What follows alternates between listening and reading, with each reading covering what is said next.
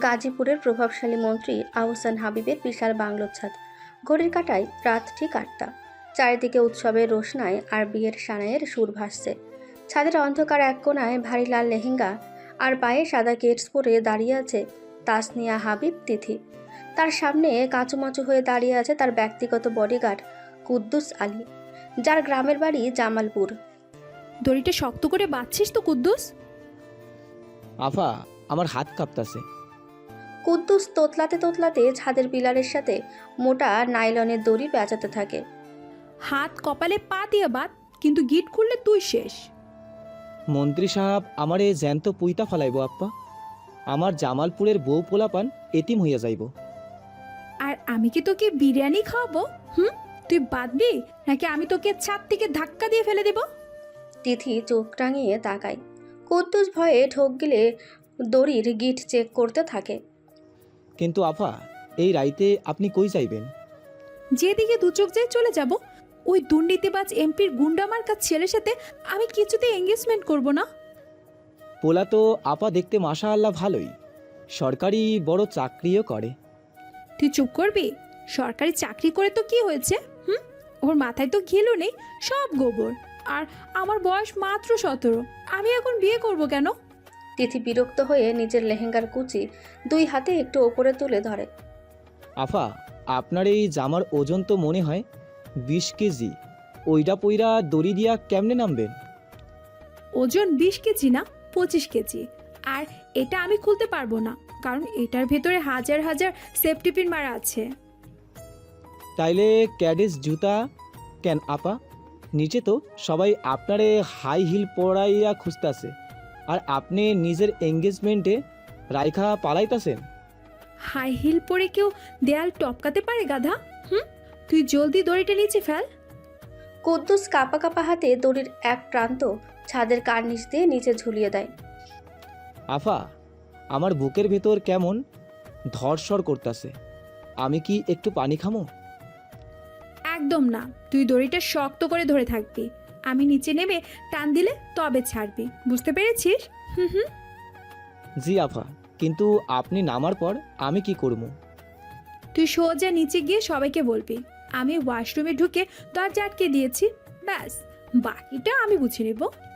তিথি লেহেঙ্গার ভারী কাপড় কোমরে গুজে নিয়ে ছাদের কার্নিশে উঠে বসে। নিচে ঘুরঘুরে অন্ধকার বাগান। আমি নামছি কুদ্দুস, দড়ি ছাড়িস না কিন্তু। আল্লাহর নাম লইয়া নামেন আফা, আপনি শক্ত কইরা ধরছি। তিথি দড়ি ধরে ধীরে ধীরে নিচের দিকে নামতে শুরু করে। লেহেঙ্গার ভারে তার হাত ছিলে যাওয়ার উপক্রম হয়।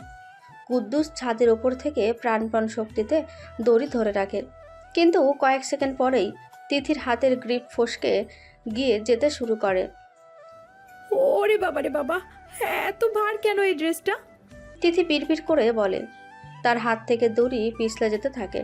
সে বুঝতে পারে আর কয়েক সেকেন্ডের মধ্যে সে সোজা নিচে গিয়ে পড়বে। এদিকে ছাদ থেকে নামার এই ধস্তাধস্তির মাঝেই সময় গড়িয়ে রাত 8:30 বেজে যায়। প্রাসাদের পেছনের অন্ধকার বাগানে তখন একদম শুনশান নীরবতা। বাগানের এক কোণায় মেন সিকিউরিটি প্যানেলের সামনে দাঁড়িয়ে আছে রায়ান আহমেদ রুদ্র। পরনে অত্যন্ত দামি কালো স্যুট, চোখে তীক্ষ্ণ দৃষ্টি। রুদ্র পেশায় স্পেশাল ইন্টেলিজেন্সের একজন তুখোড় অফিসার এবং আজকের গল্পের নায়ক। তবে আজ সে এক ধনকুবের ব্যবসায়ীর ছদ্মবেশে এই পার্টিতে এসেছে।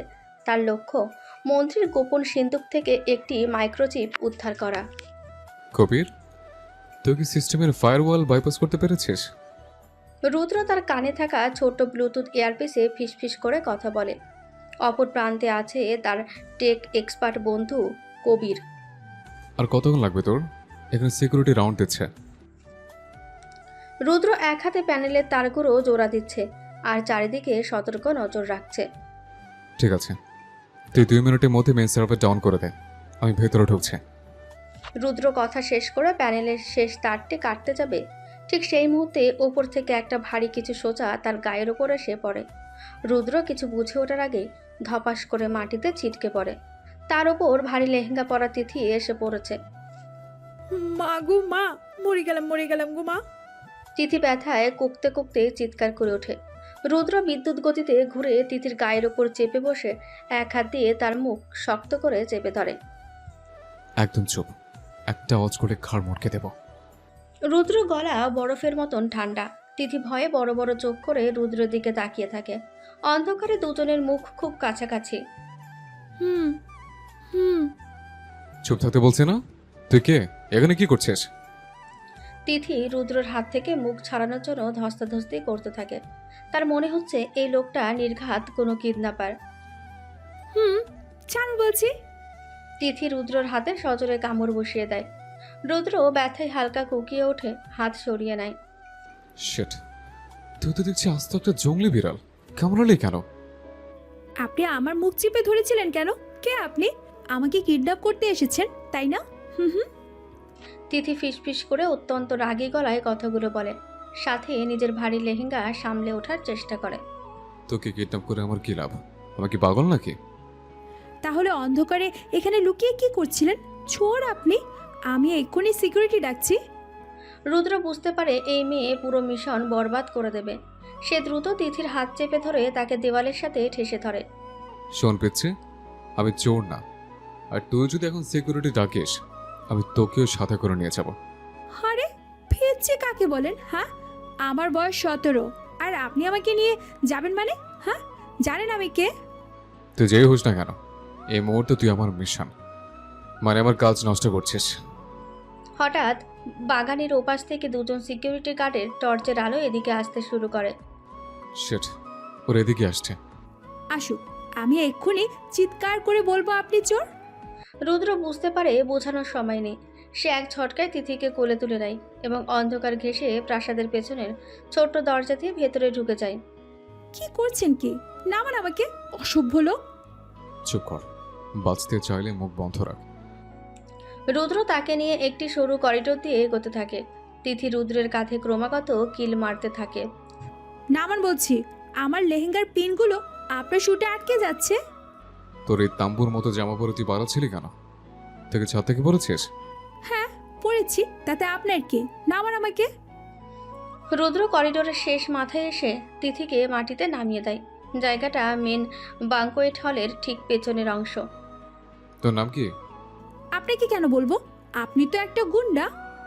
আমি কোনটা নই। তুই যদি এখান থেকে চুপচাপ চলে যাস, আমি তোকে কিছুই করবো না। রুদ্র নিজের শুটের ধুলো ঝাড়তে ঝাড়তে কথাগুলো বলে। ঠিক তখনই করিডোরের কাচের দরজা দিয়ে হলের ভেতরের আলো চোখে পড়ে। ঘড়িতে তখন ঠিক রাত 9টা। এদিকে ব্যাঙ্কোয়েট হলের ভেতরে হাজারো অতিথির ভিড়।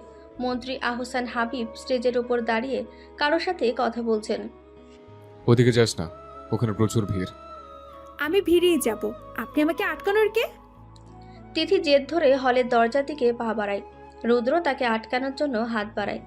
ঠিক সেই মুহূর্তে পুরো প্রাসাদের সব আলো এক ধাক্কায় নিভে যায়। চারিদিকে ঘুটঘুটে অন্ধকার আর নিস্তব্ধতা নেমে আসে। কি হলো? কারেন্ট চলে গেল কেন? চুপ, একদম কথা বলবি না। রুদ্রের ইন্টেলিজেন্স মাইন্ড সাথে সাথে অ্যালার্ট হয়ে যায়। সে বুঝতে পারে এটা সাধারণ লোডশেডিং নয়। অন্ধকারের ভেতর হঠাৎ পুপ পুপ করে দুটো চাপা আওয়াজ হয়।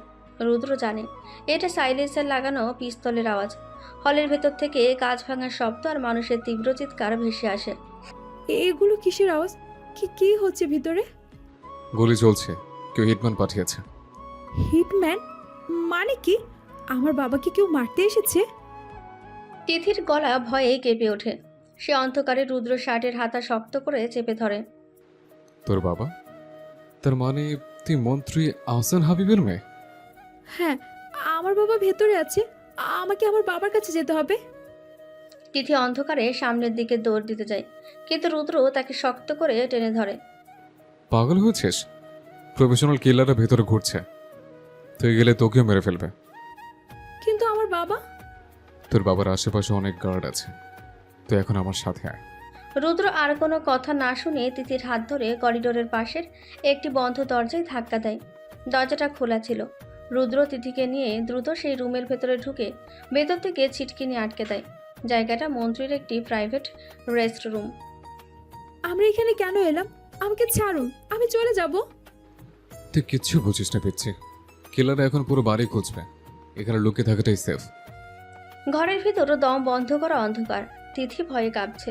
রুদ্র দরজার ফাঁক দিয়ে বাইরের পরিস্থিতি বোঝার চেষ্টা করছে। কবির, তুই শুনতে পাচ্ছিস? তুই কি পেরিমিটার চেক করতে পারবি? রুদ্র আবার তার ইয়ারপিসে ফিসফিস করে কথা বলার চেষ্টা করে, কিন্তু কোনো নেটওয়ার্ক নেই। সিগন্যাল জ্যাম করে দেওয়া হয়েছে। আপনার কান থেকে ওটা কি আলো চলছে? আপনি পুলিশের লোক?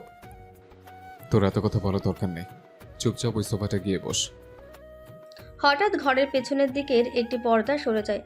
অন্ধকারে কয়েকটি ক্যামেরার ফ্ল্যাশ পরপর জ্বলে ওঠে। ফ্ল্যাশের তীব্র আলোয় রুদ্র আর তিথি চোখ পিটপিট করে তাকায়। সেখানে 3 জন সাংবাদিক ক্যামেরা হাতে দাঁড়িয়ে আছে। এক্সক্লুসিভ নিউজ পেয়ে গেছি। মন্ত্রীর মেয়ে এঙ্গেজমেন্টের রাতে এক অজানা যুবকের সাথে গোপন রুমে। এরা কারা? এরা এখানে কি করছে? তিথি অবাক হয়ে সাংবাদিকদের দিকে তাকায়। রুদ্র বুঝতে পারে সাংবাদিকরা মন্ত্রীর কোনো গোপন মিটিংয়ের খবর কভার করতে আগে থেকেই লুকিয়েছিল।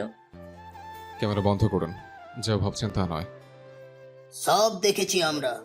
মন্ত্রী সাহেবের মেয়ে পালানোর প্ল্যান করছিল। কালকের হেডলাইন এটাই হবে।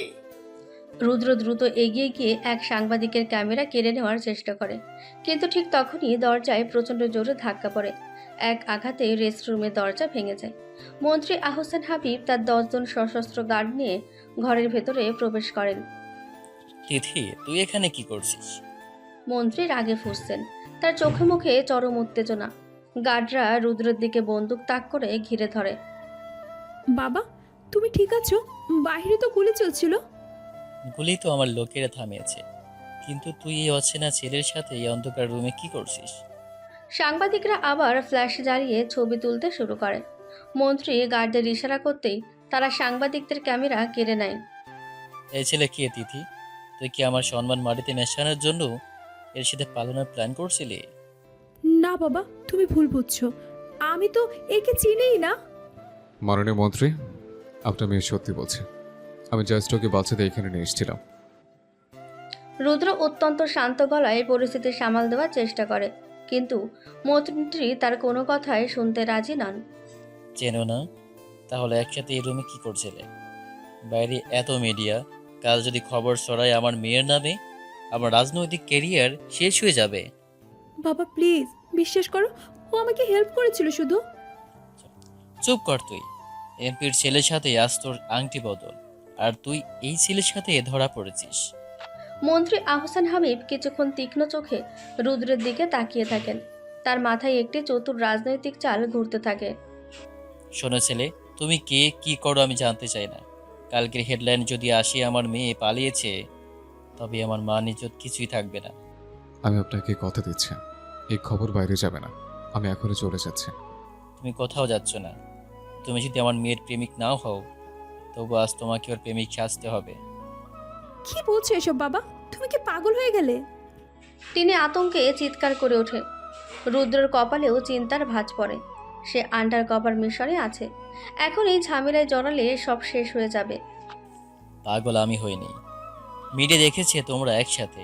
এখন যদি বলি তোমরা বিয়ে করতে যাচ্ছিলে এবং আমি রাজি হয়েছি, তাহলেই কেবল সম্মান বাঁচবে। অসম্ভব। আমি আপনার মেয়েকে বিয়ে করতে পারবো না। আমার নিজের একটা জীবন আছে। রুদ্র কড়া গলায় প্রতিবাদ করে। মন্ত্রীর সাথে সাথে নিজের কোমর থেকে একটি রিভলভার বের করে রুদ্রের কপালে ঠেকান। তোমার জীবন এখন আমার হাতের মুঠোয়। হয় তুমি এই মুহূর্তে কাজে রেখে আবার মেয়েকে বিয়ে করবে, নয়তো আজ রাতে এনকাউন্টারে মারা পড়বে। বাবা প্লিজ, ওকে মেরো না। আর আমি ওকে বিয়ে করতে পারবো না। তোর কোনো কথা আমি শুনবো না তিথি। এই গার্ড, জলদি কাজীকে হলের ভেতর থেকে এখানে নিয়ে আয়। গার্ডরা দৌড়ে যায়। রুদ্র বুঝতে পারে এখন প্রতিবাদ করলে তার আসল পরিচয় ফাঁস হয়ে যাবে এবং মিশন পুরোপুরি ফেল করবে। আপনি আমাকে ব্ল্যাকমেল করছেন মন্ত্রী সাহেব। এর ফল কিন্তু ভালো হবে না। ফলের চিন্তা আমি পরে করব, আগে আমার সম্মান বাঁচুক। কয়েক মিনিটের মধ্যেই একজন কাজীকে ধরে আনা হয়। কাজীর হাত পা ভয়ে কাঁপছে। মন্ত্রী সাহেব, এইখানে বিয়া পড়ামু? হ্যাঁ, এখনই পড়াও, আর জলদি করো। রুদ্র আর তিথি পাশাপাশি দাঁড়ায়। দুজনের মুখে চরম অস্বস্তি আর বিরক্তি। তিথি বারবার রুদ্রের দিকে আর চোখে তাকাচ্ছে। আপনি কিছু একটা করুন না। আপনি না গুন্ডা, মারুন না ওদের। তিথি ফিসফিস করে রুদ্রকে বলে। রুদ্র দাঁতে দাঁত চেপে উত্তর দেয়।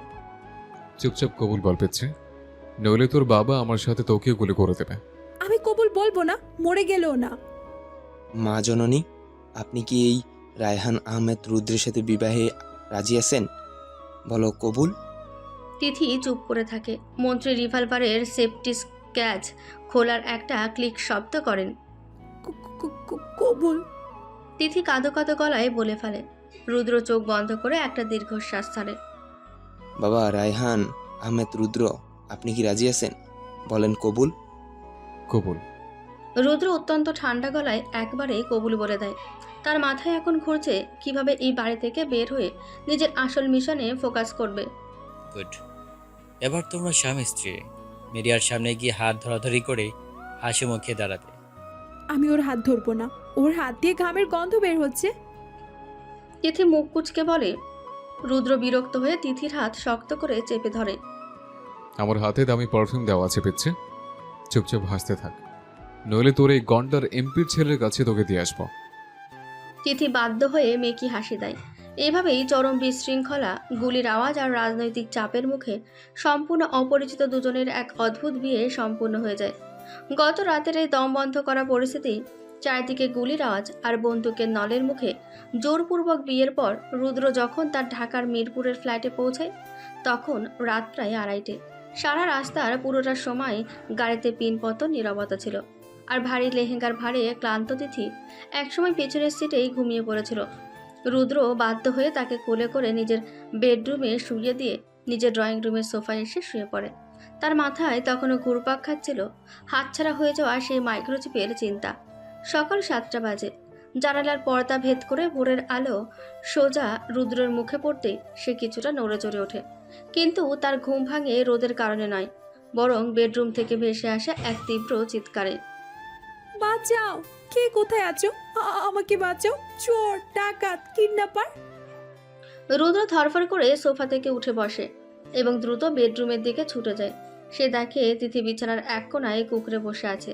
তার পরনে লাল বেনারসি শাড়ি আর হাতে আত্মরক্ষার জন্য একটা নরম বালিশ। কি হয়েছে? সকালবেলা এভাবে চিল্লাচ্ছিস কেন? আপনি কে? আপনি এখানে কিভাবে এলেন? আর আমার গায়ে এই বৃষ্টি লাল শাড়িটা কে পরালো? তোর কি মেমোরি লস হয়ে গেছে পেচ্ছে? আমাকে পিচ্ছি বলবেন না, আমি জানতে চাইছি আমার লেহেঙ্গা কোথায়? কাল রাতে তোর বাবার বন্দুকের নলের সামনে দাঁড়িয়ে যে তুই আমাকে কবুল বললি, সেটা ভুলে গেছিস? আমি কবুল বলিনি, বাবা জোর করে বলিয়েছে। আর আমি তো লেহেঙ্গা পরেছিলাম, এই শাড়ি কোথা থেকে এলো? গাড়িতে ওঠার আগে তোর বাবা ওই লেহেঙ্গা বদলে এই শাড়ি পরিয়ে দিয়েছিল মিডিয়াকে দেখানোর জন্য। আমার কি খেয়ে দিয়ে গাছ নেই যে তোর শাড়ি বদলাতে যাব? তিথি সন্ধিহান চোখে রুদ্রের দিকে তাকায়। তারপর বিছানা থেকে নেমে রুদ্রের দিকে এক পা এগিয়ে আসে। আপনি যে সত্যি সত্যি আমার কোনো ক্ষতি করেননি তার গ্যারান্টি কি? গ্যারান্টি হলেও তুই এখনো জ্যান্ত দাঁড়িয়ে আছিস এবং আমার কানের পর্দা ফাটিয়ে দিচ্ছিস। তাহলে তাহলে আনলেন কেন এখানে? আমি তো বলিনি আমাকে আপনার ওই কবুতরের খোপের মতো ছোট ফ্ল্যাটে নিয়ে আসতে। তোর বাবা আমাকে থ্রেট করেছে, বলেছে তোকে ডিভোর্স দিলে আমাকে গুম করে দেবে। তো গুম হয়ে যান, আমাকে আনলেন কেন? কারণ আমি গুম হতে চাই না। এখন তুই নিজে গিয়ে তোর বাবাকে বোঝা। তাদের এই ঝগড়ার মাঝে ড্রয়িং রুমের মেন দরজা খোলার শব্দ হয়। রুদ্রের মা রোকেয়া বেগম, যিনি একজন অত্যন্ত কড়া স্বভাবের মহিলা, হাতে বাজারের ব্যাগ নিয়ে ঘরে ঢোকেন। রুদ্র, এত সকালে কিসের চেঁচামেচি হচ্ছে তোর ঘরে? রোকেয়া বেগম বেডরুমের দরজায় এসে দাঁড়ান। বিছানার পাশে ভারী বিয়ের শাড়ি পরা অচেতন একটা বাচ্চা মেয়েকে দেখে তার ভ্রু কুঁচকে যায়। এই মেয়েকে? আর এর পরনে বিয়ের শাড়ি কেন? মা, ও আসলে কাল রাতে একটা দুর্ঘটনা ঘটে গেছে। দুর্ঘটনা মানে? তুই কি গাড়ি চাপা দিয়েছিস কাউকে, নাকি বিয়ে করে বউ তুলে এনেছিস আমার বাড়িতে? উনি আমাকে গাড়ি চাপা দেয়নি আন্টি, উনি আমাকে কিডন্যাপ করে বিয়ে করেছে। তিথির কথায় রুদ্র নিজের মাথায় হাত দিয়ে বসে পড়ে। রোকেয়া বেগমের চোখ রাগে জ্বলে ওঠে। কি বলছিস তুই এসব রুদ্র? তুই না একটা কাজে ঢাকার বাহিরে ছিলি কাল রাতে? মা, ও কোনো সাধারণ মেয়ে না, ও গাজীপুরের মন্ত্রী আহসান হাবিবের মেয়ে। মন্ত্রী আহসান হাবিব? তুই ওর মেয়ের সাথে জড়িয়ে পড়েছিস? তোর কি মাথা খারাপ হয়ে গেছে রুদ্র? রোকেয়া বেগম অত্যন্ত তীক্ষ্ণ দৃষ্টিতে তিথির দিকে তাকান। তিথি ভয় পাওয়ার বদলে বেশ স্বাভাবিকভাবেই শাড়ির কুচি ঠিক করতে থাকে। আন্টি, আপনাদের বাড়ির ওয়াশরুম কোন দিকে? আমার ব্রাশ করতে হবে। আন্টি, আমি তোর শাশুড়ি হই, আর বড়দের সাথে কিভাবে কথা বলতে হয় সেটা শিখিসনি তুই? শিখেছি তো, কিন্তু আপনি তো এখনো আমাকে সালাম দেননি।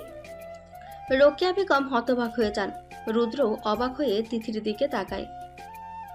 এই মেয়ে বলে কি আমি তোকে সালাম দিব?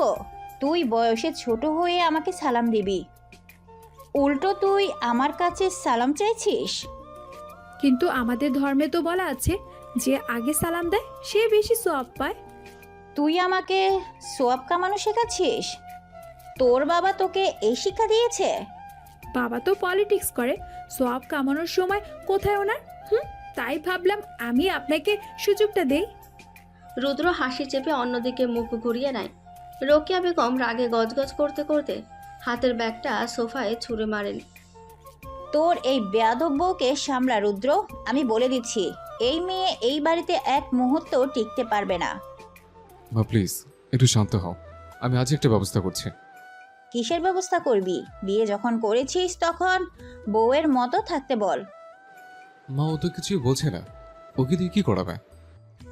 যা মেয়ে, রান্নাঘরে গিয়ে আমার আর তোর স্বামীর জন্য চা বানিয়ে নিয়ে আয়, দেখি মন্ত্রীর মেয়ে কেমন কাজ পারে। রোকেয়া বেগম গটগট করে নিজের ঘরের দিকে চলে যান।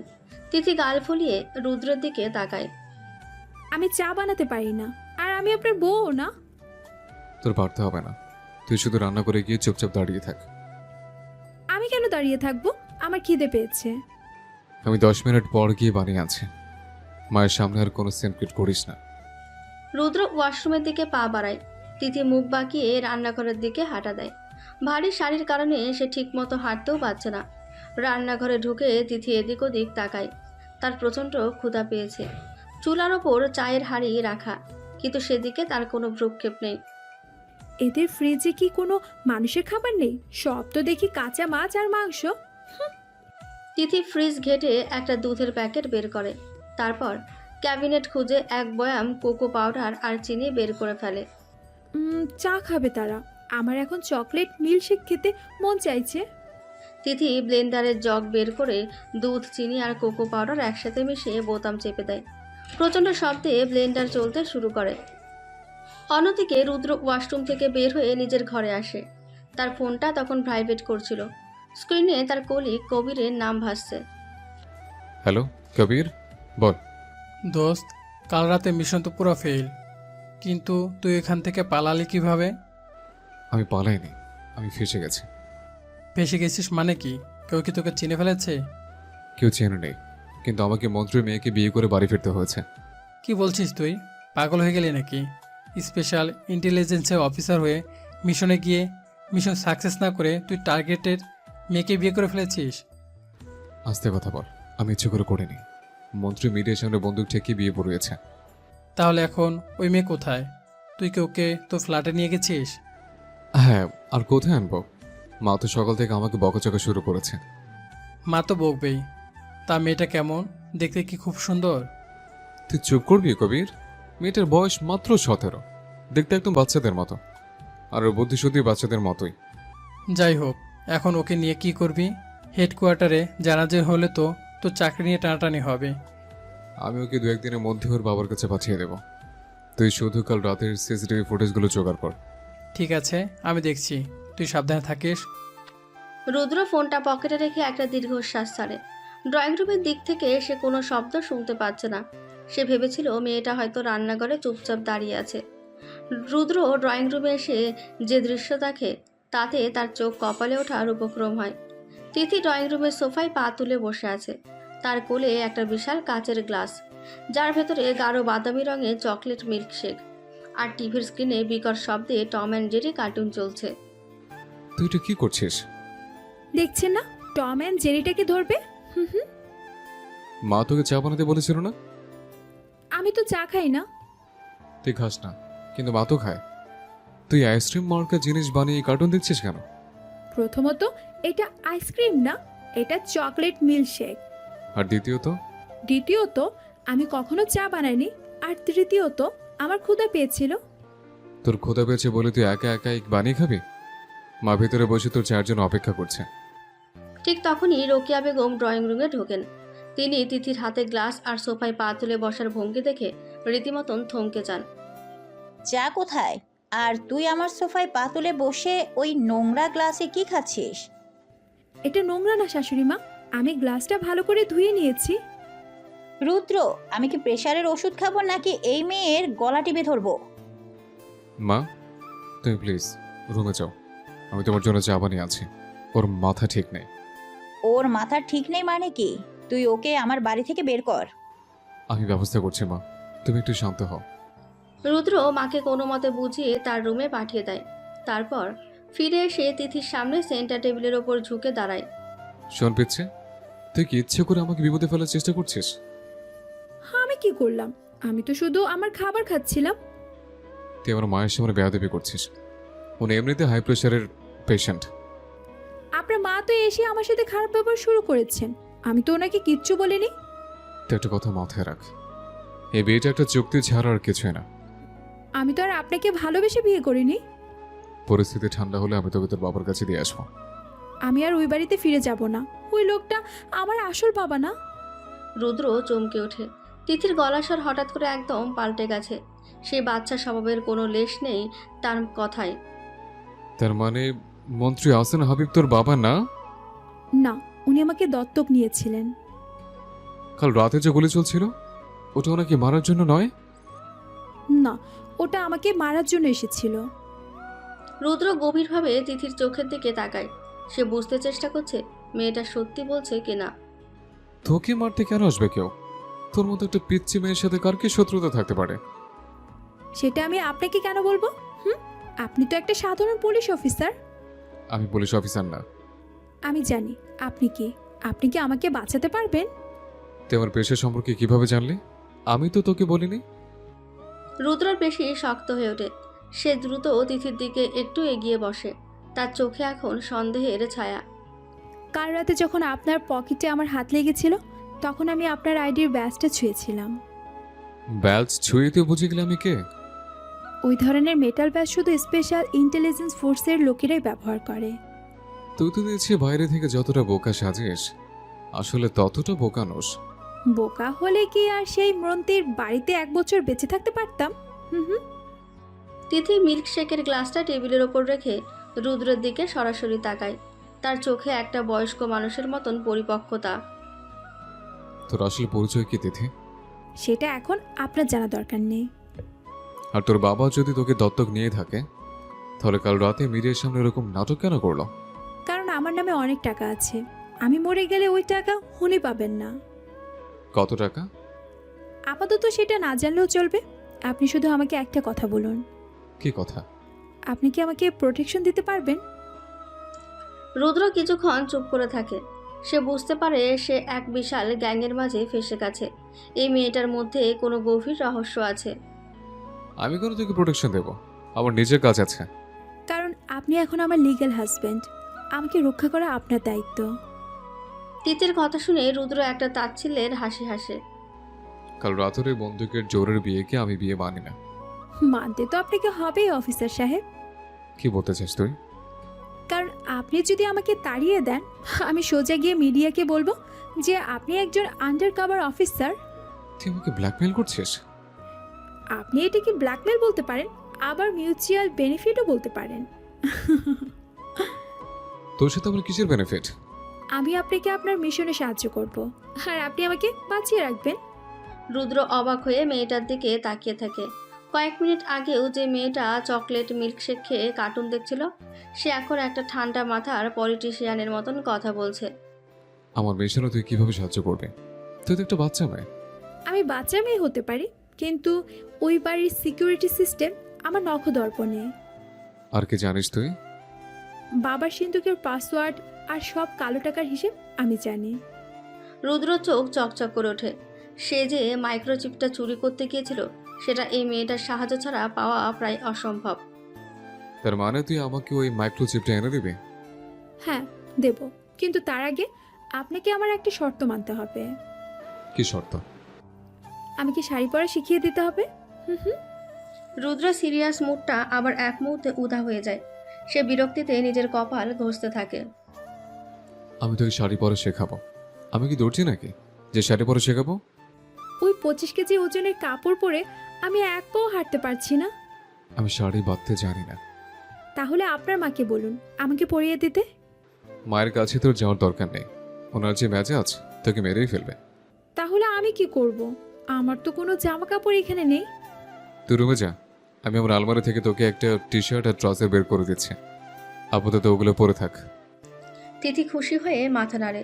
সে সোফা থেকে ওঠার চেষ্টা করে, কিন্তু শাড়ির কুচিতে পা আটকে সোজা সামনের দিকে পড়ে যেতে নাই। রুদ্র দ্রুত হাত বাড়িয়ে তিথিকে ধরে ফেলে। তিথির মুখ গিয়ে পড়ে রুদ্রের বুকের ওপর। দুজনের চোখাচোখি হয়। এক মুহূর্তের জন্য পুরো ড্রয়িং রুমের পরিবেশ একদম শান্ত হয়ে যায়। আমি আসলে পা পিছলে। তুই কি চোখ বন্ধ করে হাঁটিস? সোজা হয়ে তারা। রুদ্র খুব সাবধানে তিথিকে সোজা করে দাঁড় করিয়ে দেয়, তবে তার গলার স্বর আগের মতন অতটা রুক্ষ নয়। ধন্যবাদ। কিসের জন্য? আপনি বাহির থেকে যতটা খিটখিটে, ভেতর থেকে ততটা খারাপ নন। তুই সাইকোলজি ক্লাস নিতে হবে না, সোজা রুমে গিয়ে বস। জামাগুলো কি আপনি দিয়ে আসবেন? হ্যাঁ, আমি আছি। তুই আর কোনো নতুন ঝামেলা পাকাস না। তিথি গুটি গুটি পায়ে বেডরুমের দিকে চলে যায়। রুদ্র সোফায় বসে একটা গভীর শ্বাস নেয়।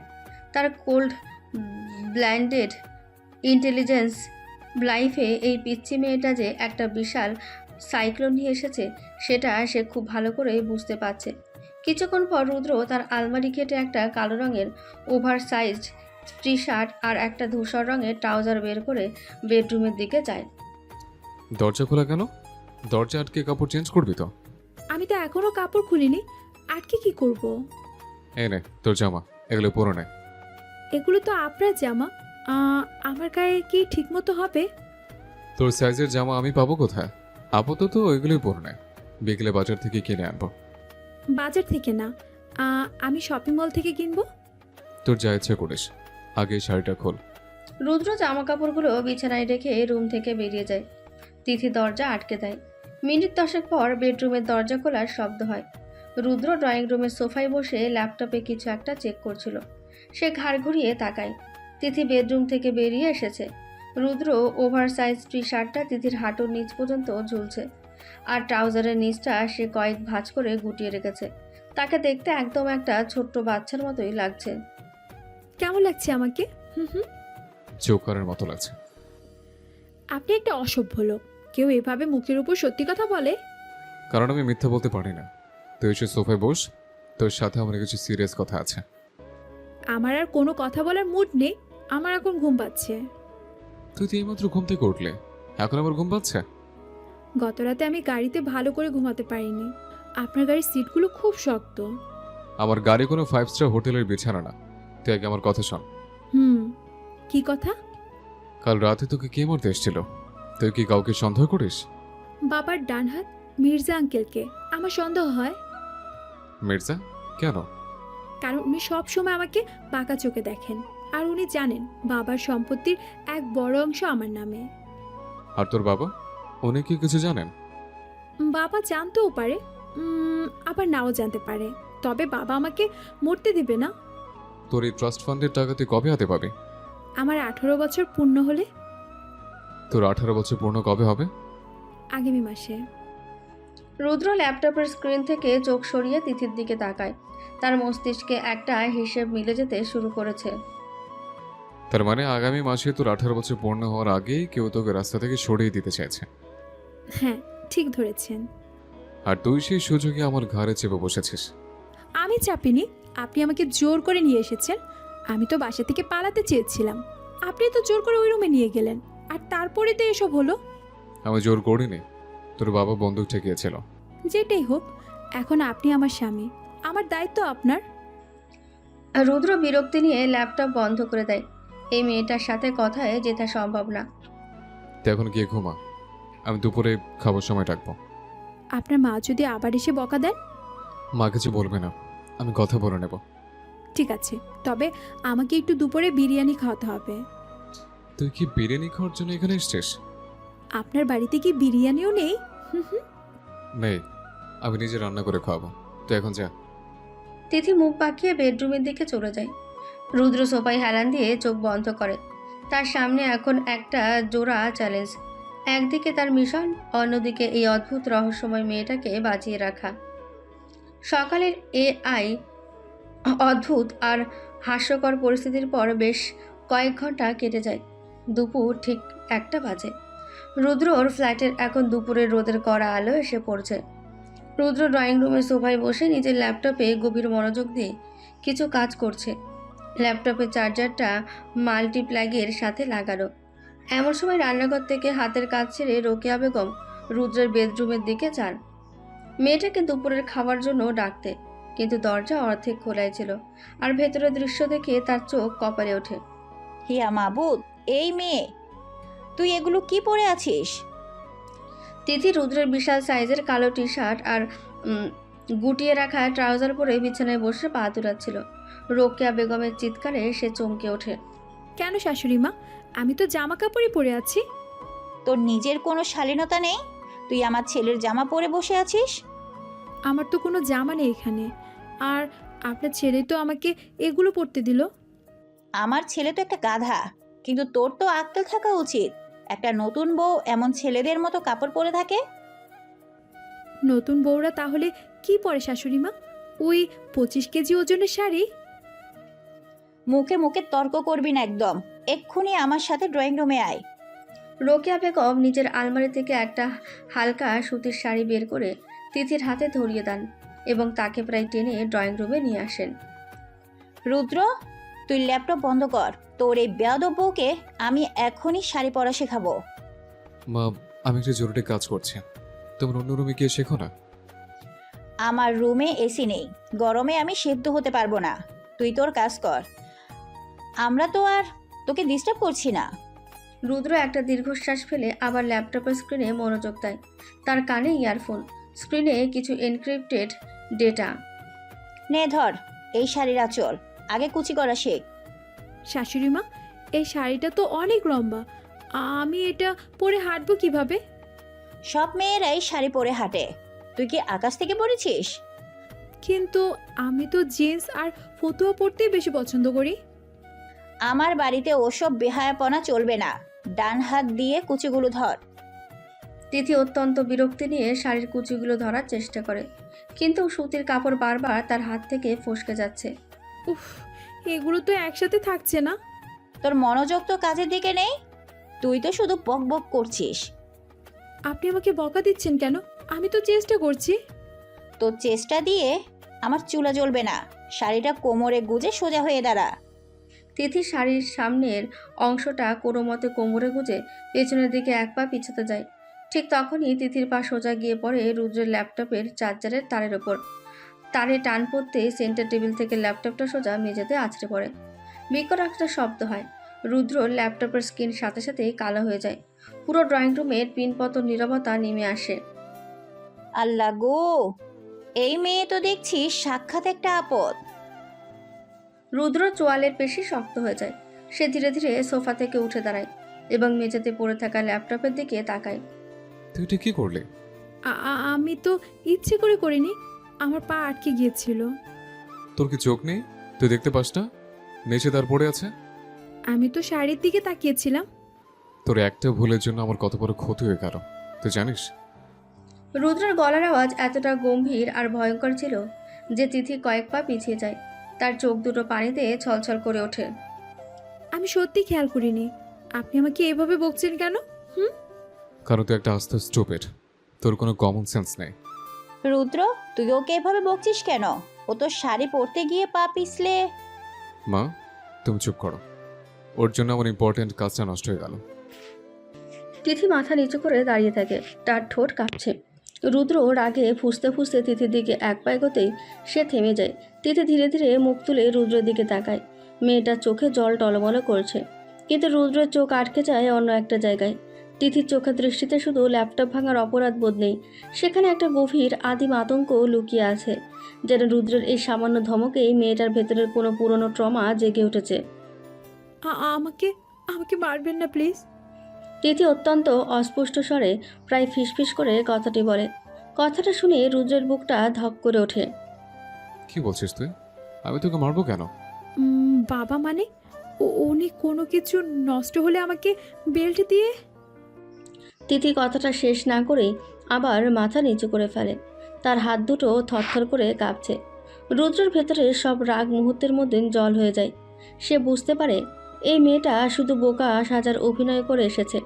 তার এই 19 বছরের জীবনে এমন কিছু অন্ধকার আছে যা সাধারণ মানুষের কল্পনার বাইরে। আমি তোকে মারবো না তিথি, আমি ওরকম মানুষ নই। সত্যি? হ্যাঁ সত্যি, তুই ভয় পাস না। রুদ্রের গলার স্বর এখন একদম শান্ত। সে নিচু হয়ে মেঝে থেকে ল্যাপটপটা তুলে নেয়। মেয়েটা এত ভয় পাচ্ছে কেন রুদ্র? আমি তোকে কিছুই বলিনি। মা, তুমি কি শাড়ি পরাটা পরে শিখিও, ওকে এখন একটু একা থাকতে দাও। আমি কি রান্নাঘরে গিয়ে বসবো? না, তুই বেডরুমে গিয়ে রেস্ট নে, আমি ল্যাপটপটা ঠিক করার ব্যবস্থা করছি।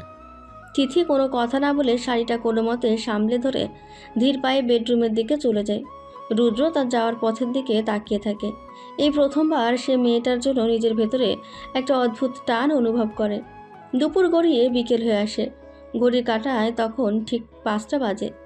দুপুরের খাওয়া শেষ করে সবাই যার যার রুমে বিশ্রাম নিচ্ছে। রুদ্রের এই সাধারণ ফ্ল্যাটের নিচে একটা গোপন বেসমেন্ট আছে। বাইরে থেকে দেখলে মনে হবে এটা কোনো স্টোর রুম। এই বেসমেন্টের ভেতরেই রুদ্রের ব্যক্তিগত ইন্টেলিজেন্স ল্যাব। রুদ্র বেসমেন্টের একটা বড় মনিটরের সামনে বসে আছে। তার পাশে বসে আছে তার ইন্টেলিজেন্স টিমের টেক এক্সপার্ট বন্ধু কবির। দোস্ত, কাল রাতে সিসিটিভি ফুটেজগুলো আমি হ্যাক করে বের করেছি। প্লে কর, আমাকে মেইন গেটে ফুটেজটা দেখা। এই দেখ, রাত 8:20 মেন গেটে মন্ত্রীর ডান হাত মির্জা দাঁড়িয়ে আছে। মির্জা ওখানে কি করছিল? ওর তো বাঙ্কুয়েট হলে থাকার কথা। ওটাই তো সন্দেহ। দেখ, মির্জার পকেট থেকে একটা চাবি বের করে গার্ডকে দিচ্ছে। এর তো পেছনে বাগানে ছোট গেটের চাবি। ঠিক বলেছিস। আর তার ঠিক 10 মিনিট পরেই ওই গেট দিয়ে হিটম্যানগুলো ভিতরে ঢুকেছে। তার মানে মির্জা ওদের ভেতরে ঢোকার রাস্তা করে দিয়েছে। কিন্তু মির্জা মন্ত্রীকে মারতে যাবে কেন? ও তো মন্ত্রীর সবচেয়ে কাছের লোক। ওরা মন্ত্রীকে মারতে আসেনি কবির, ওরা এসেছিল তিথিকে মারতে। তিথিকে? ওই পিচি মেয়েকে মেরে কার কি লাভ? লাভ আছে। তিথির নামে 1000 কোটি টাকার একটা ট্রাস্ট ফান্ড আছে। ও মরলে ওই টাকাটা মির্জা বন্যাকেও হাতিয়ে নিতে পারবে। ভাই, তুই তো একটা আস্ত বারোদের স্তবে বসে আছিস। এই মেয়েকে নিয়ে তুই বাঁচবি কিভাবে? বাঁচতে আমাকে হবে, আমাকে আগে মাইক্রোচিপটা উদ্ধার করতে হবে। ঠিক সেই মুহূর্তে বেসমেন্টের ভারী লোহার দরজার বাইরে একটা খসখস শব্দ হয়। বাইরে কেউ আছে মনে হচ্ছে। মা তো এই সময় ঘুমায়, কে আসতে পারে? রুদ্র ইশারা করে কবিরকে চুপ করতে বলে। সে অত্যন্ত দ্রুত নিজের কোমর থেকে একটি লোডেড গ্লক পিস্তল বের করে। রুদ্র পা টিপে টিপে দরজার দিকে এগোয়। তার চোখ মুখ একদম শক্ত। বেসমেন্টের বাইরে কেউ কিছু একটা খুঁজছে। দরজা খুলে আমি যদি শুট করতে বলি, তুই কভার ফায়ার দিবি? রেডি আছি। রুদ্র বাঁ হাত দিয়ে দরজার নবটা শক্ত করে ধরে এবং এক ঝটকায় দরজাটা খুলে ফেলে। ডান হাতে থাকা পিস্তলটা সে সোজা সামনের দিকে তাক করে। Hands up. কিন্তু দরজার বাইরে কোনো গুপ্ত ঘাতক নেই। সেখানে দাঁড়িয়ে আছে তিথি। তার পরনে এখনও সেই রুদ্রের বড় টি শার্ট, আর তার কোলে একটা ছোট্ট নোংরা বিড়ালছানা। মা গো, আপনি আমাকে গুলি করবেন কেন? তিথি ভয়ে বিড়ালছানাটাকে শক্ত করে জড়িয়ে ধরে প্রায় বসে পড়ার উপক্রম হয়। রুদ্র দুটো পিস্তলটা নিজের পিঠের পেছনে লুকিয়ে ফেলে। কবিরও হাঁপ ছেড়ে বাঁচে। চরম একটা উত্তেজনার মুহূর্তে হঠাৎ করেই একটা হাস্যকর পরিস্থিতিতে পরিণত হয়। তুই এখানে কি করছিস? এটা তো স্টোর রুম। আমি তো বিড়াল ছানা খুঁজছিলাম। আমার বাড়িতে বিড়াল কোত্থেকে আসবে? রাস্তার ওই পাশের ডাস্টবিন থেকে আমি নিয়ে এসেছি। ও খুব কাঁদছিল। তুই রাস্তা থেকে নোংরা বিড়াল তুলে আমার বাড়িতে নিয়ে এসছিস? ও তো নোংরা না। আমি ওকে বাথরুমে নিয়ে আপনার শ্যাম্পু দিয়ে গোসল করিয়েছি। রুদ্রর চোখ বড় বড় হয়ে যায়। কবির পেছন থেকে শব্দ করে হেসে ফেলে। তুই আমার দামি ইম্পোর্টেড শ্যাম্পু দিয়ে রাস্তার বিড়ালকে গোসল করিয়েছিস? আপনার শ্যাম্পুর গন্ধটা খুব সুন্দর, একদম স্ট্রবেরির মতো। ভাই, ভাবি তো চরম কিউট কাজ করেছে। এই লোকটাকে উনি আমাকে ভাবি বলছেন কেন? ও আমার কলিগ কবির। আর তুই বিড়াল নিয়ে এক্ষুনি উপরে যা। আমি যাব, কিন্তু আপনি এই অন্ধকার ঘরে কি করছিলেন? আর আপনার হাতে ওটা কিসের লাইট জ্বলছিল? তিথি তীক্ষ্ণ দৃষ্টিতে বেসমেন্টের ভেতরের দিকে উকি দেওয়ার চেষ্টা করে। রুদ্র দ্রুত দরজাটা একটু চেপে ধরে। এখানে আমি কিছু পুরনো জিনিস খুঁজছিলাম। আপনার হাতে তো একটা বন্দুক ছিল, আমি দেখেছি। ওটা বন্দুক না, ওটা একটা ড্রিল মেশিন। আমি দেওয়াল ফুটো করার চেষ্টা করছিলাম। ঝিল মেশিন দিয়ে তো আপনি আমাকে হ্যান্ডস আপ করতে বললেন। আমি ভাবলাম কোনো চোর এসছে। তুই এত প্রশ্ন করছিস কেন? কারণ আমার সন্দেহ হচ্ছে কিসের সন্দেহ? আপনি এখানে বসে নিশ্চয়ই কোনো গোপন প্ল্যান করছেন, আমাকে জানাবেন না? তোর জানার কোনো দরকার নেই, তুই শুধু বিড়াল চামড়া। ঠিক আছে, জানাবেন না, কিন্তু বিড়ালটা তো ক্ষুধা পেয়েছে, ওকে দুধ কে দেবে? আমি কি এখন তোর বিড়ালকে দুধ খাওয়াবো? তাহলে আমি আপনার মাকে গিয়ে বলি আপনি এই ঘরে কী সব যন্ত্রপাতি নিয়ে বসে আছেন। তিথি বাঁকা হাসি দিয়ে রুদ্রের দিকে তাকায়। রুদ্র বুঝতে পারে এই মেয়েটা তাকে রীতিমতো ব্ল্যাকমেল করছে। ঠিক আছে, তুই ওপরে যা, আমি ফ্রিজ থেকে দুধ বের করে দিচ্ছি। আর শ্যাম্পুর বোতলটা ওয়াশরুমের ফ্লোরে পড়ে আছে, ওটাও তুলে রাখবেন। তুই একটা আস্ত শয়তান পেয়েছি। শয়তানের বউ তো শয়তানই হবে, তাই না অফিসার সাহেব? তিথি বিড়াল ছানাটাকে আদর করতে করতে উপরে চলে যায়। রুদ্র দরজার কাছে দাঁড়িয়ে একটা দীর্ঘশ্বাস ফেলে। দোস্ত, মেয়েটাকে তো সাংঘাতিক চালাক। আমি জানি ও আমাকে ব্যবহার করছে বাচ্চার জন্য, আর আমাকে ওকে ব্যবহার করতে হবে ওই চিপটার জন্য। কিন্তু তোর কি মনে হয় ও শেষ পর্যন্ত তোর সাথে বেইমানি করবে না? আমি জানি না কবির, এই মেয়েটার চোখের দিকে তাকালে আমার মনে হয় ও পৃথিবীর সবচেয়ে নিরীহ মানুষ। আবার ওর কথাবার্তা শুনলে মনে হয় একটা আস্ত ডেভিল। সাবধানে থাকিস ভাই, মন্ত্রী মেয়ে বলে কথা। তোর কাজ তুই কর, আমি আসছি। রুদ্র বেসমেন্টের দরজা আটকে দিয়ে ওপরের তলার দিকে পা বাড়ায়। তার মাথার ভেতর এখন অনেকগুলো ছক একসাথে ঘুরছে। এই পিচ্চি বউয়ের সাথে তার এই অদ্ভুত সংসারটা যে খুব শীঘ্রই একটা বড় ধরনের ঝড়ের মুখে পড়তে যাচ্ছে, সেটা সে খুব ভালো করেই বুঝতে পারছে। পরের দিন রাতে সে বিড়ালছানা পর্ব এবং চাপা উত্তেজনার পর সকালটা বেশ শান্তভাবে শুরু হয়েছিল। কিন্তু সকালে নাস্তার টেবিলে বসে তিথি এক অদ্ভুত বায়না ধরে বসে, যা শুনে রুদ্রের কপালে চিন্তার ভাঁজ আরও গভীর হয়। আমি আজ কলেজে যাব। তোর কি মাথা খারাপ হয়ে গেছে? রুদ্র চায়ের কাপটা টেবিলে নামিয়ে রেখে অত্যন্ত বিরক্তি নিয়ে তিথির দিকে তাকায়। মাথা খারাপ হবে কেন? আমার আজ কেমিস্ট্রি প্র্যাকটিক্যাল এক্সাম আছে। তুই কি কাল রাতের ঘটনাটা ভুলে গেছিস? তোকে কেউ খুঁজছে। খুঁজুক, তাই বলে কি আমি আমার পড়াশোনা ছেড়ে দিব? পড়াশোনা পরে করিস, আগে তোকে বাঁচতে হবে। আমি এক্সাম না দিলে ফেল করব, আর ফেল করলে বাবা আমাকে আস্ত রাখবে না। রোকেয়া বেগম রান্নাঘর থেকে পরোটা ভাজতে ভাজতে তাদের কথায় শুনছিলেন। তিনি একটা প্লেটে পরোটা নিয়ে ডাইনিং টেবিলে এসে রাখেন। ও যখন যেতে চাইছে তখন যেতে দেয় না রুদ্র। মা, তুমি পরিস্থিতি বুঝতে পারছো না, বাইরে ওর জন্য বিপদ আছে। বিপদ তো আমারও আছে। ও সারাদিন বাড়িতে থাকলে আমার প্রেশার এমনিতেই বেড়ে যায়। শুনলেন তো, শাশুড়ি মাও চাইছেন আমি কলেজে যাই। মা তোকে তাড়িয়ে বাঁচতে চাইছে, আর তুই সেটা নিয়ে গর্ব করছিস? যেটাই হোক, আমি কলেজে যাবই। অসম্ভব, আমি কিছুতেই পারমিশন দেব না। আপনার পারমিশন আমার লাগবে না, আমি বাবাকে ফোন করে বডিগার্ড পাঠাতে বলছি। তিথি জেদ ধরে নাস্তার টেবিল থেকে উঠে পড়ে। রুদ্র বুঝতে পারে এই মেয়েকে জোর করে আটকে রাখা যাবে না, উল্টো সে যদি মন্ত্রী লোকেদের ডাকে তবে পরিস্থিতি আরও জটিল হবে। দাঁড়া, মঞ্চকে ফোন করতে হবে না। তাহলে আপনি আমাকে যেতে দিচ্ছেন? হ্যাঁ দিচ্ছি, কিন্তু তুই একা যাবি না। তাহলে কার সাথে যাব? আপনি যাবেন আমার সাথে? আমি তোর সাথে গেলে সবে আমাকে চিনে ফেলবে। আমি অন্য ব্যবস্থা করছি। কি ব্যবস্থা? তোর এই বোকা বডিগার্ড কুদ্দুসকে আমি খবর দিচ্ছি, ওর টিম নিয়ে তোকে এসকর্ট করে নিয়ে যাবে। কুদ্দুস তো একটা গাধা, ও আমাকে কিভাবে বাঁচাবে? ওকে শুধু তোর পাশে ছায়ার মতো থাকতে বলবি, বাকিটা আমি দেখছি। তিথি আর কোনো কথা না বাড়িয়ে নিজের ঘরে চলে যায় রেডি হওয়ার জন্য। রুদ্র দ্রুত তার ফোনটা বের করে কবিরকে একটা মেসেজ টাইপ করতে শুরু করে। সকাল 11টা। ধানমন্ডির একটি স্বনামধন্য প্রাইভেট কলেজের ক্যাম্পাস আর ছাত্রছাত্রীদের পদচারণায় বেশ সরগরম। কড়া পাহারায় তিথিকে নিয়ে কুদ্দুসারি কলেজের গেটে এসে পৌঁছয়। আফা, আমার কিন্তু খুব ডর করতেছে। তোর আবার কিসের ডর? তুই না বডিগার্ড? বডিগার্ড তো ঠিক আছে আপ্পা, কিন্তু সেই দিন রাইতে যেইভাবে গুলি চললো, আমার তো জান কবজ হওয়ার দশা। তুই একদম চুপ থাকবি। আমি ল্যাবে ঢুকছি, তুই দরজার বাইরে দাঁড়িয়ে থাকবি। জি আপা, আমি এক পাও নড়বো না। তিথি কলেজের দ্বিতীয় তলায় কেমিস্ট্রি ল্যাবের দিকে এগিয়ে যায়। করিডোরে ছাত্রছাত্রীদের বেশ ভিড়। ল্যাবের ভেতর তখনও কোনো শিক্ষক আসেনি। তিথি তার নির্ধারিত ডেস্কে গিয়ে বসে নিজের ব্যাগ থেকে প্র্যাকটিক্যাল খাতা বের করে। ঠিক তখনই ল্যাবের পেছনের দরজা দিয়ে 3 জন ছাত্র ভেতরে ঢোকে। তাদের কাঁধে ব্যাগ, কিন্তু চোখে মুখে একটা অস্বাভাবিক কাঠিন্য। ছাত্র 3 জন ল্যাবের মেন দরজার কাছে গিয়ে ভেতর থেকে ছিটকে নিয়ে আটকে দেয়। তিথি খাতা থেকে মুখ তুলে সেদিকে তাকায়। তোমরা দরজা আটকাচ্ছ কেন? ছেলে 3টির মধ্যে একজন, যার মুখে একটা হালকা কাটা দাগ আছে, সে ধীর পায়ে তিথির ডেস্কের দিকে এগিয়ে আসে।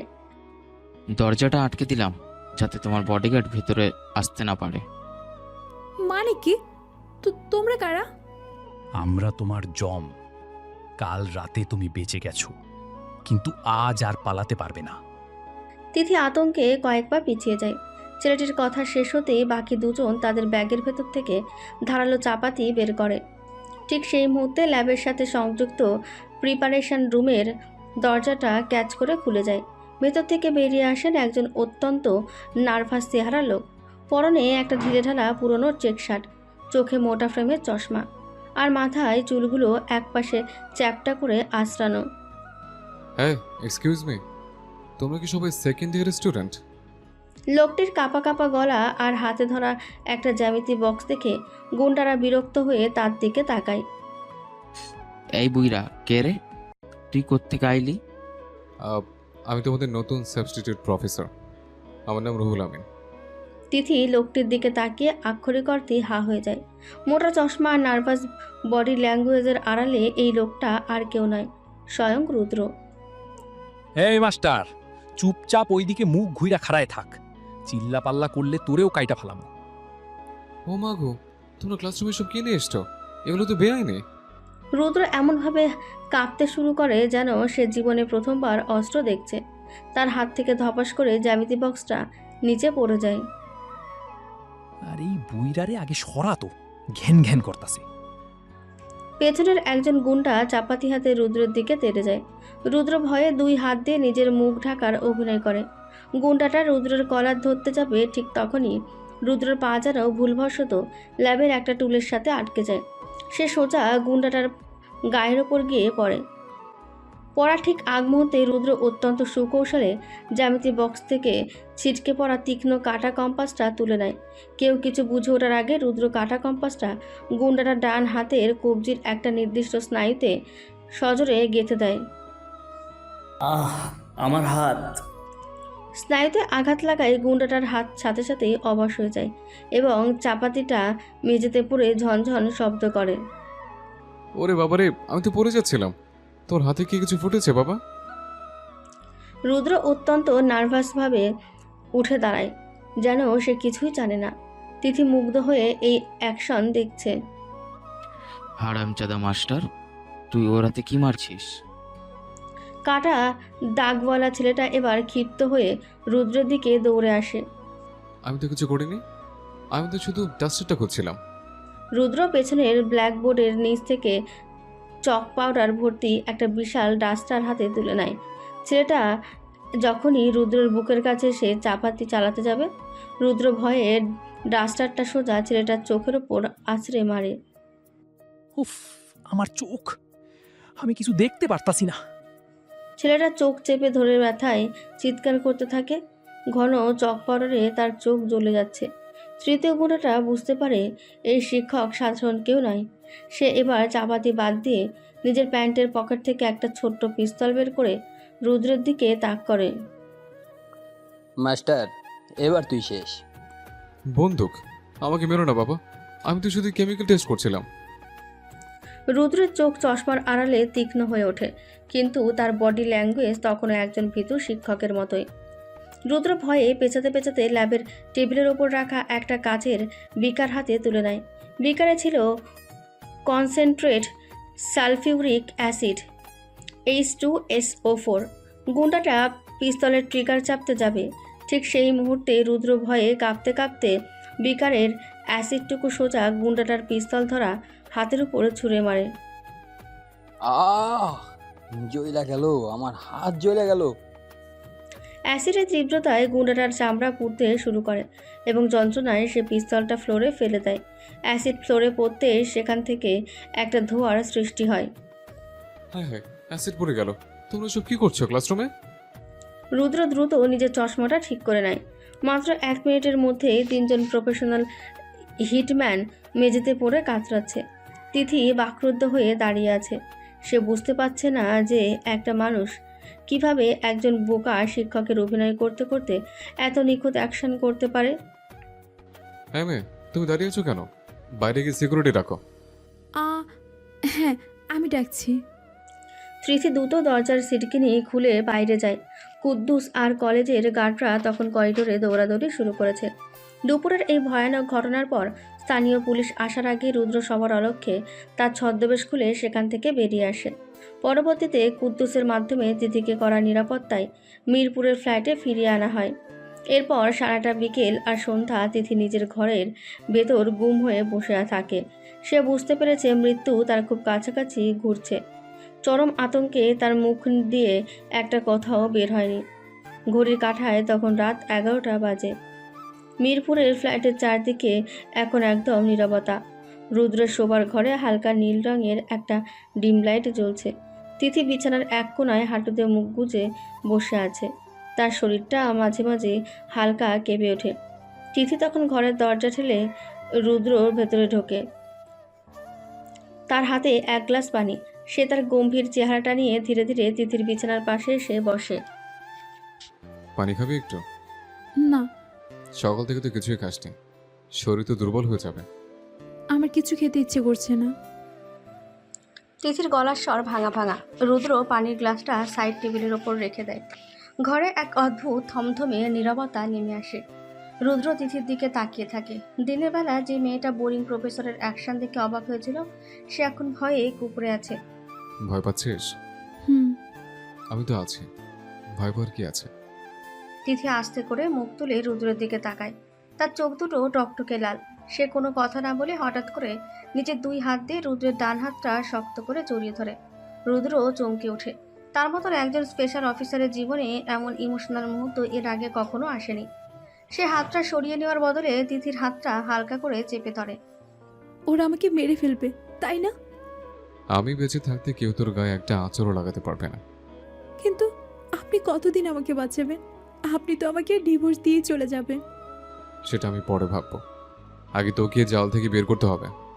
তিথি রুদ্রের হাতটা নিজের কপালের সাথে ঠেকিয়ে চোখ বন্ধ করে একটা দীর্ঘশ্বাস ফেলে। সিনেমার মতন একটা অত্যন্ত স্নিগ্ধ নীরব পরিবেশ তৈরি হয় ঘরটার ভেতর। আপনি জানেন, যেদিন প্রাসাদে গুলি চলছিল আমি কিন্তু তখনও ভয় পাইনি। ভয় পাসনি কেন? কারণ আমি জানতাম ওগুলো আমার জন্য আসেনি। কিন্তু আজ সকালে তো তুই বুঝতে পেরেছিস যে টার্গেট তুই নিয়েছে। হ্যাঁ, আর আমি এটাও জানি ওগুলো কে করাচ্ছে। কি করাচ্ছে মির্জা? না, মির্জার এত সাহস নেই। তাহলে কে? তিথি রুদ্রের হাত ছেড়ে সোজা হয়ে বসে। তার চোখের দৃষ্টি এখন একদম স্থির আর তীক্ষ্ণ। আমার বাবা। কথাটা শুনে রুদ্রের কপালে ভাঁজ পড়ে যায়। সে ভ্রুকুচকে তিথির দিকে তাকায়। মন্ত্রী আহসান হাবিব, উনি তোকে কেন মারতে চাইবেন? কারণ উনি আমার আসল বাবা নন, উনি একজন খুনি। খুনি? তুই সব কি বলছিস তিথি? সেদিনও আধা কথা বলে আর বলিস না। আমি সব বলছি এখন। আমি যখন 5 বছরের ছিলাম তখন উনি আমার আসল বাবা মাকে খুন করেছিলেন। রুদ্র যেন শ্বাস আটকে আসে। সে অবিশ্বাস নিয়ে মেয়েটার দিকে তাকিয়ে থাকে। তুই সব আগে জানতে? তাহলে এতদিন ওই বাড়িতে থাকলে কিভাবে? কারণ আমার আর কোনো উপায় ছিল না। উনি আমাকে দত্তক নিয়েছিলেন শুধু আমার নামে থাকা 1000 কোটি টাকার ট্রাস্ট ফান্ডটার জন্য। কিন্তু তুই তো বললি 18 বছর বয়স হলে টাকাটা তুই পাবি। উনি তোকে এখন মারলে টাকা কিভাবে পাবেন? কারণ আমি যদি 18 বছর পূর্ণ হওয়ার আগে কোনো দুর্ঘটনায় মারা যাই, তাহলে ওই ট্রাস্টের সব টাকা লিগেলি গার্জিয়ান হিসেবে বাবার অ্যাকাউন্টে ট্রান্সফার হয়ে যাবে। মাই গড, তার মানে সেই রাতের হিটম্যানগুলো তোর বাবাই পাঠিয়েছিল? হ্যাঁ, আর উনি ভেবেছিলেন আমি মারা যাওয়ার পর উনি মিডিয়ার সামনে গিয়ে কান্নাকাটি করে মানুষের সিম্প্যাথি কুড়াবেন। রুদ্র স্তব্ধ হয়ে বসে থাকে। তার কাছে এখন পুরো ছকটা পরিষ্কার হয়ে যাচ্ছে। আহসান হাবিব কতটা ধূর্ত এবং ঠান্ডা মাথার খুনি সেটা বুঝতে রুদ্রর আর বাকি নেই। কিন্তু তুই সে রাতে পালাচ্ছিলে কেন? তুই তো মারা যাসনি। কারণ সেই রাতে আমার এঙ্গেজমেন্ট ছিল। এমপির ছেলের সাথে আমার বিয়ে হলে বাবা হয়তো আমাকে আরও মারার সুযোগ পেতেন না, তাই তিনি বিয়ের আগে আমাকে শেষ করতে চেয়েছিলেন। আর আমি মাঝখানে ঢুকে পড়ে তোর বাবার পুরো প্ল্যানটাই ভেস্তে দিয়েছে। হ্যাঁ, আর সেই জন্যই বাবা বাধ্য হয়ে মিডিয়ার সামনে আপনাকে আমার স্বামী হিসেবে মেনে নিয়েছেন, কারণ তিনি জানেন আপনি এখন আমার সাথে থাকলে আমাকে সহজে মারা যাবে না। রুদ্র একটা দীর্ঘশ্বাস ছেড়ে নিজের মুখটা 2 হাত দিয়ে ঘষে নেয়। তার সামনে এখন একটা বিশাল আন্ডারওয়ার্ল্ড পলিটিক্সের অন্ধকার দিক উন্মোচিত হয়েছে। তুই এত বছর ধরে সত্যিটা যেন একটা পিচ্চি মেয়ের মতো অভিনয় করে গেছিস। আমার তো আর কোনো রাস্তা ছিল না, আমাকে বাঁচতে হতো। তোর অনেক সাহস তিথি। আমার কোনো সাহস নেই, আমি শুধু একটা জিনিস চাই। কি চাস তুই? আমি ওই লোকটার ধ্বংস দেখতে চাই, আমার বাবা মায়ের খুনির বিচার চাই। রুদ্র গভীরভাবে তিথির চোখের দিকে তাকায়। যে মেয়েটাকে সে আজ সকাল পর্যন্ত একটা বোকা বাচ্চা মেয়ে ভাবত, সে আসলে ভেতরে ভেতরে একটা আগ্নেয়গিরি বুকে নিয়ে ঘুরছে। তুই একা এটা পারবি না তিথি। আমি জানি, কিন্তু এখন তো আমি একা নই, আপনি আছেন না। আমি একজন ইন্টেলিজেন্স অফিসার। আমি আইনের বাইরে গিয়ে কিছু করতে পারবো না। আমি আপনাকে আইনের বাইরে যেতে বলছি না, আপনি শুধু আমাকে বাবার ওই গোপন সিন্দুক পর্যন্ত পৌঁছে দিন। সিন্ধুক? ওই সিন্ধুকে কি আছে? ওই সিন্ধুকে শুধু আপনার ওই মাইক্রোচিপটাই নেই, সেখানে বাবার সব কালো টাকার হিসেব আর আমার বাবা মায়ের খুনের প্রমাণও আছে। রুদ্র বুঝতে পারে তাদের দুজনের লক্ষ্য এখন এক বিন্দুতে এসে মিলেছে। সে তিথির কাঁধে একটা ভরসার হাত রাখে। ঠিক আছে, আমি তোকে সাহায্য করব, কিন্তু এর জন্য তোকে আমার সব কথা শুনতে হবে। আমি শুনবো, কিন্তু আপনি আমাকে মাঝপথে ছেড়ে যাবেন না তো? না, আমি কথা দিচ্ছি, কখনো ছেড়ে যাব না। তিথি হালকা এসে রুদ্রর দিকে তাকায়। ভয় আর অন্ধকারের মাঝে এই প্রথমবার মেয়েটার মুখে একটা ভরসার হাসি ফুটে ওঠে। এই রাতটায় যেন তাদের দুজনের সম্পর্ক আর গল্পের মোড় পুরোপুরি ঘুরিয়ে দেয়। কলেজের সেই শ্বাসরুদ্ধকর ঘটনার পর আরও 4টি দিন কেটে গেছে। এই 4 দিনে রুদ্র আর তিথি খুব সন্তর্পণে তাদের পরবর্তী পদক্ষেপের ছক কষেছে। আজ সন্ধ্যা 7টা ঢাকার রেডিসন ব্লু হোটেলে বিশাল ব্যাংকোয়েট হলে মন্ত্রী আহসান হাবিবের একটি পলিটিক্যাল গালা পার্টির আয়োজন করা হয়েছে। মিরপুরের ফ্লাইটে তিথি রেডি হচ্ছে, আর রুদ্র ড্রয়িং রুমে দাঁড়িয়ে ঘড়ি দেখছে। তোর কি রেডি হতে সারা রাত লাগবে? আমি তো প্রায় রেডি, শাড়ির কুচিটা ঠিক করে নিচ্ছি। আজ কিন্তু কোনো ভুল করা যাবে না। তোর বাবার ওই পার্টিতেই তোর সব গোপন ডেটা সার্ভারে থাকবে। আমি জানি, আমার কাজ শুধু বাবাকে কথার জালে আটকে রাখা। ঠিক তখন তিথি বেডরুম থেকে বেরিয়ে আসে। পরনে একটি কালো রঙের ছিমছাম শাড়ি, চুলগুলো খোলা। রুদ্র কয়েক সেকেন্ডের জন্য মুগ্ধ দৃষ্টিতে তাকিয়ে থাকে, কারণ এই পিচ্চি মেয়েটাকে আজ সত্যি খুব পরিণত আর সুন্দর লাগছে। তোকে কিন্তু আজ একদম অন্যরকম লাগছে। খারাপ লাগছে না, তবে তুই যে ভেতরে ভেতরে এত বড় একটা প্ল্যান নিয়ে ঘুরছিস, সেটা কেউ তোর মুখ দেখে বুঝবে না। সেটাই তো আমার প্লাস পয়েন্ট অফিসার সাহেব, কেউ আমাকে সন্দেহ করবে না। কিন্তু তুই কি শিওর যে আজ রাতে ওই সার্ভারে তোর বাবা মায়ের খুনের প্রমাণ থাকবে?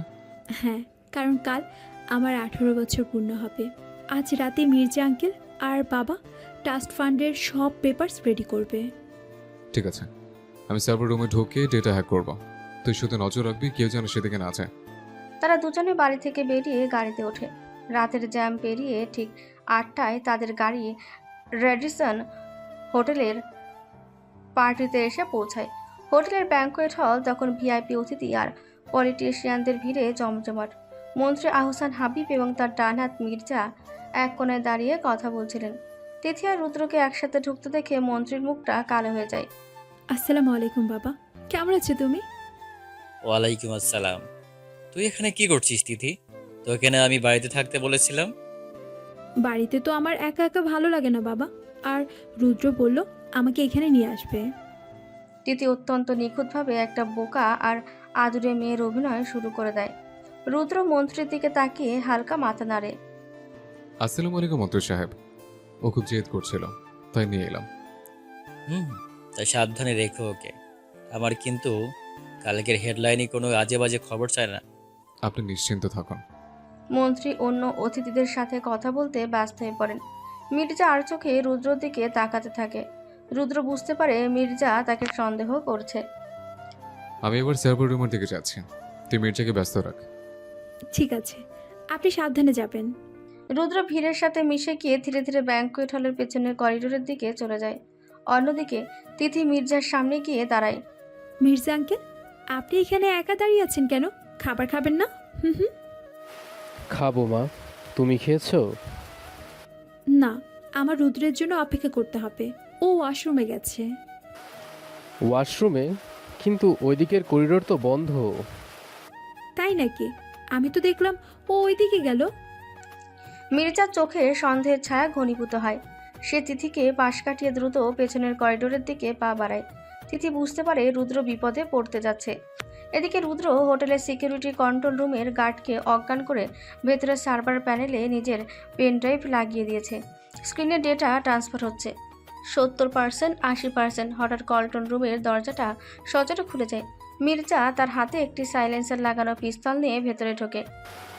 আমি জানতাম তুই কোনো সাধারণ লোক না। তুই কে? আমি যেই হই না কেন মির্জা সাহেব, আপনার সময় শেষ।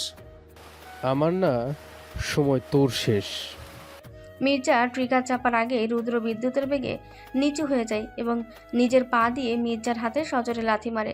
পিস্তলটা ছিটকে দূরে গিয়ে পড়ে। দুজনের মধ্যে তীব্র ধস্তাধস্তি শুরু হয়। রুদ্রের প্রফেশনাল মুভের কাছে মির্জা বেশিক্ষণ টিকতে পারে না।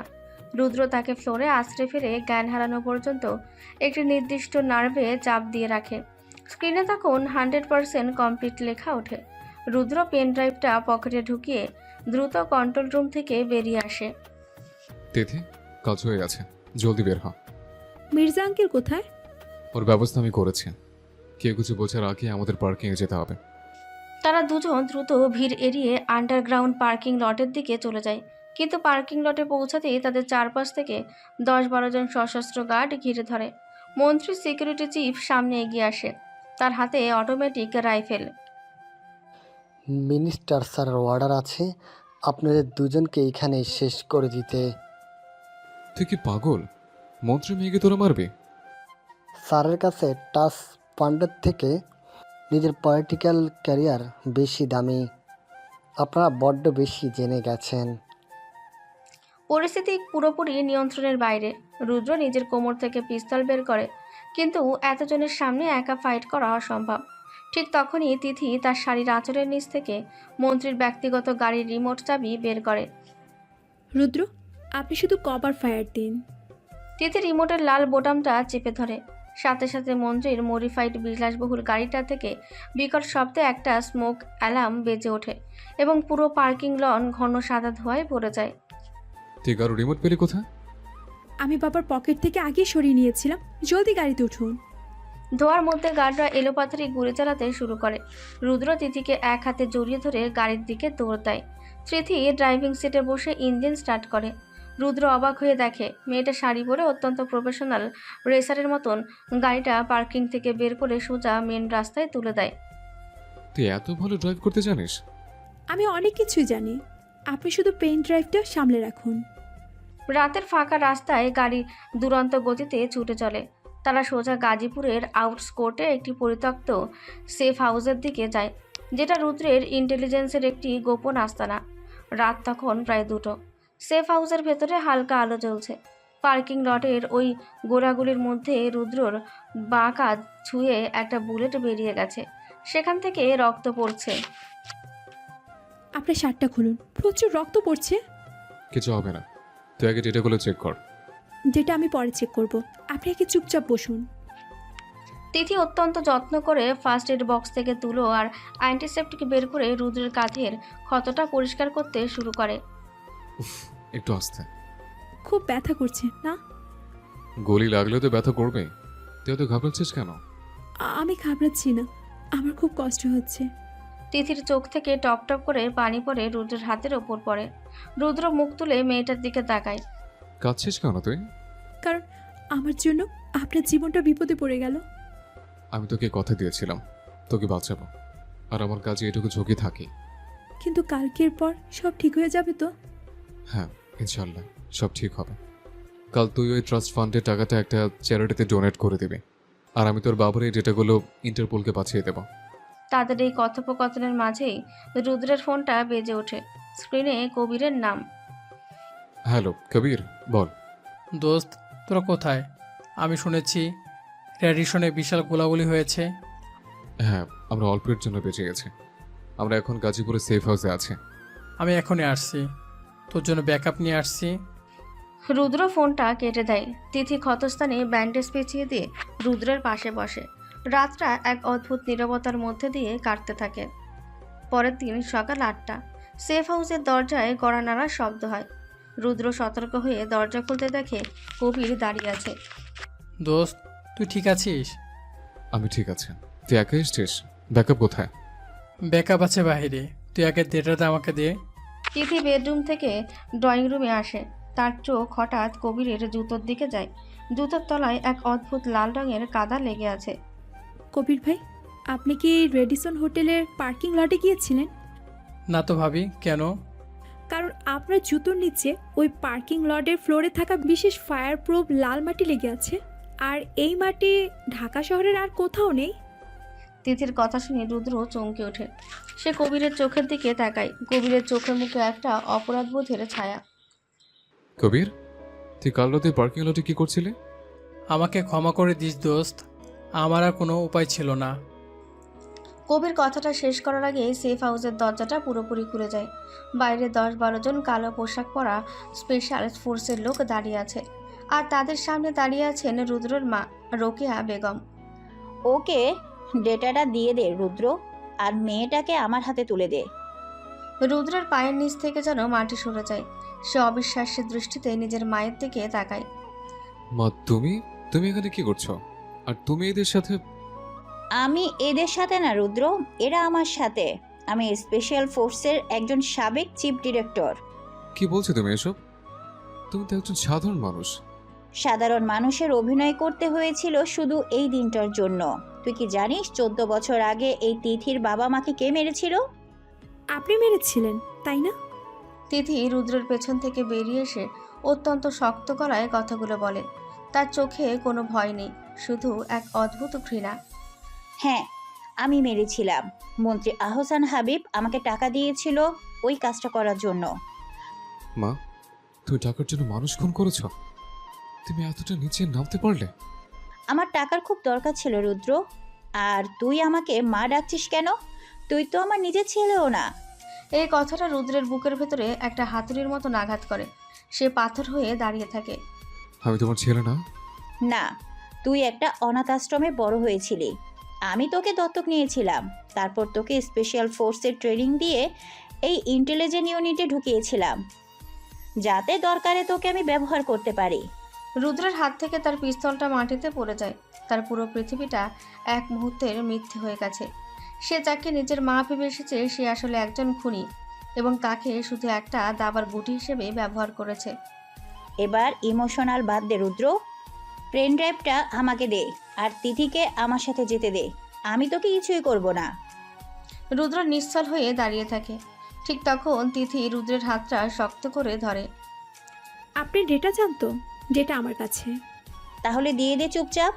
দেব, কিন্তু আপনি কি জানেন এই সেফ হাউসে আপনারা ঢুকবেন সেটা আমি আগেই জানতাম। রোকেয়া বেগম ভ্রু কুঁচকে তাকালো। তিথি হঠাৎ করে তার ডান পায়ের জুতো দিয়ে মেঝের একটা নির্দিষ্ট টাইলসে সজোরে আঘাত করে। সাথে সাথে সেফ হাউসের মেন ইলেকট্রিক বোর্ডে শর্ট সার্কিট হয়ে পুরো বাড়ি অন্ধকার হয়ে যায়। আর তিথি আগেই ঘরের ভেতর একটা স্মোক গ্রেনেডের পিন লুজ করে রেখেছিল, যেটা বিকট শব্দে ফেটে গিয়ে চারিদিক ধোঁয়ায় ভরিয়ে দেয়। কবির, ধর ওদের। কিন্তু ততক্ষণে অনেক দেরি হয়ে গেছে। রুদ্র তার ট্রেনিংয়ের সাহায্যে অন্ধকারে তিথিকে টেনে নিয়ে সেফ হাউসের পেছনের গোপন হ্যাস দিয়ে জঙ্গলের দিকে পালিয়ে যায়। জঙ্গলের ভেতর দিয়ে দৌড়াতে দৌড়াতে তারা একটা পরিত্যক্ত কার্গো ট্রেনের বগিতে এসে আশ্রয় নেয়। রুদ্র ফ্লোরে বসে দুহাতে নিজের মাথা চেপে ধরে।